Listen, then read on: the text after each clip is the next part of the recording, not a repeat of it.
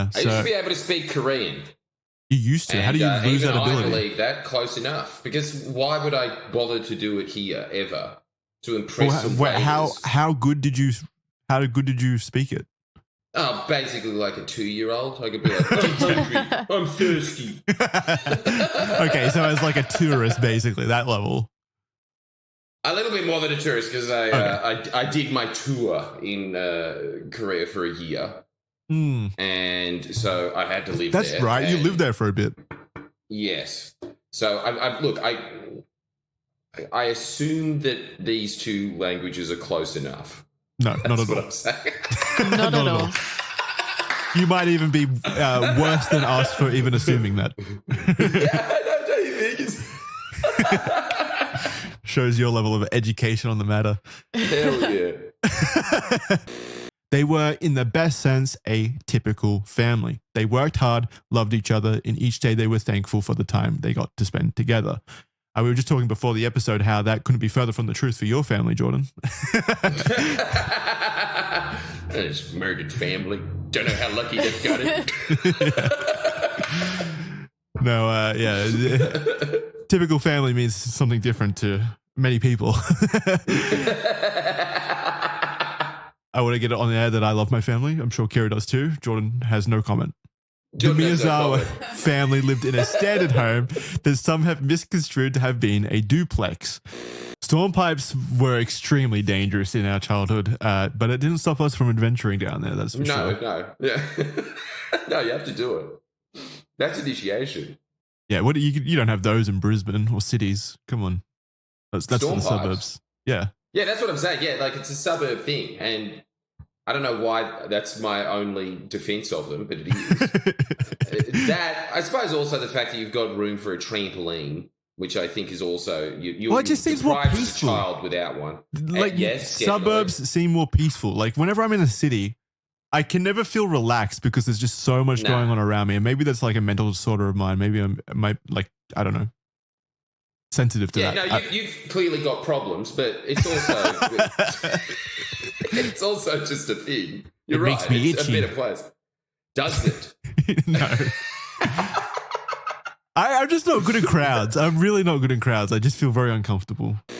I'd be interested to know, like, if the person, I couldn't see anything, that was walking around the house was like close to the house and like acting suspicious or looking in at it, or if it literally was just walking past on the street.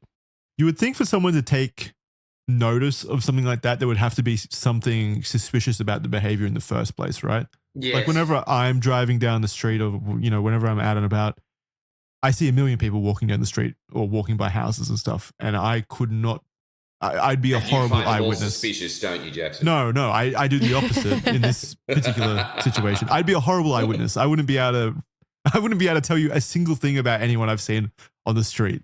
And it always amazes me. You saw like a guy in a hockey mask with a chainsaw walking past the park and just been like, well, there's trees there and the local council sometimes needs to remove them. And yeah, I could rationalize it. I'm so bad with dates, I'd probably think it was Halloween and it was just I'd be like, oh shit, we got... Yeah. It was December 27. Is it Halloween? We gotta get back. We gotta get back home and put some treats out for the neighborhood kids. No, I'd be horrible. I would not be a good eyewitness. Well, I'm just fascinated by the next line after this, which is the murderer had also gone through the fridge and then drank some barley tea and ate some melon. Yeah. And took 4 ice creams.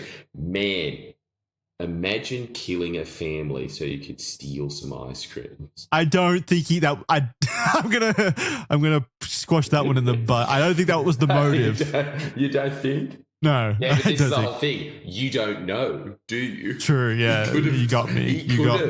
He could have done it. Because why else are you killing a random family? Not for their ice cream. Is a motive. Yeah. The ice cream was just there. It does speak to a chilling level of stealing ice creams. Why is he waiting there for I think at least 3 hours he was in that home after the murders. That is what the hell? Insane level of calm, I guess I would say. Yeah, exactly. Mitochondrial DNA is it's accurate, but it's obviously not the most deterministic source of figuring out someone's, appearance or anything. Definitely not. We could be talking about like 10 generations, like you just said. So a lot of this evidence wasn't very helpful, but it does seem to suggest that perhaps, he comes was from Asian.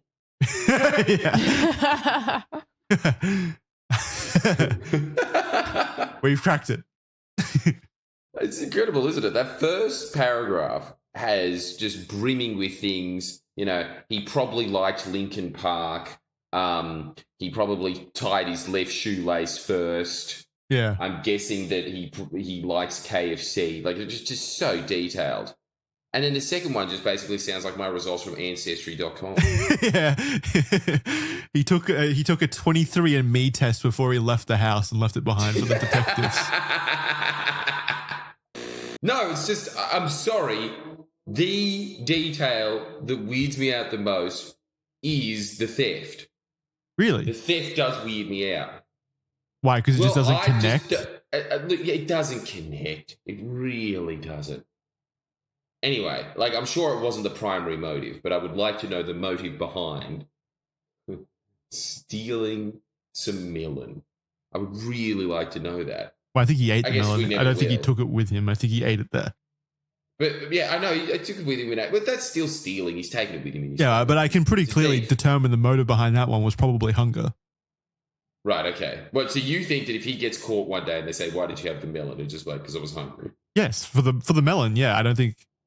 Yeah. Yeah. Okay. All right. Yeah. Now that you mention it, it's very straightforward. It's pretty dumb. Deep. He was there for multiple hours. Right, in my head, he was there for multiple hours patching himself up, and he got hungry, so he looked through the fucking fridge and cupboard and decided to eat that melon. Yeah. Look, honestly, now that you mention it, what the hell else could it be? Sorry about that. You're like an alien trying to decipher human need. You know what? Because I'm probably just sitting there and just being like, rock melon? Who the fuck eats that? I hate rock melon.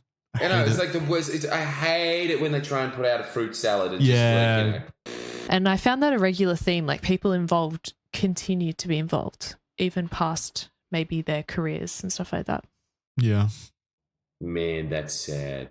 It is. It's extremely sad. And again, I hope that the murderer is caught. This is a red thread call on the US government to release all DNA fingerprints of every US citizen. every single one. Everyone. Release them all. We need to just confirm. The military personnel, their relations. No, every single one. Not wide enough yet. Could be a tourist. Yeah, okay. Could be a tourist. So please do your part. We'll settle this once and for all. Please.